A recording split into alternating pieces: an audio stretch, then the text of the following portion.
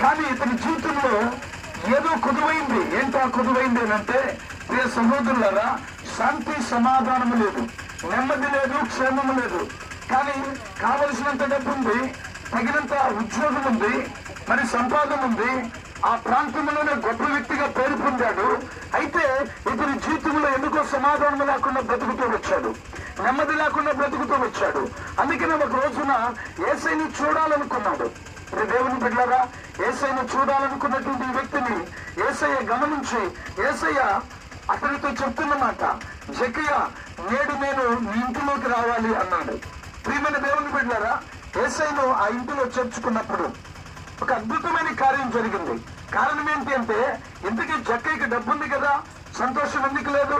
ఇతనికి ఉద్యోగం ఉంది కదా, సమాధానం ఎందుకు లేదు? ఇతను బాగా సుఖ విలాసవంతమైన జీవితం కలిగిన వాడు కదా, ఇతనికి ఎందుకు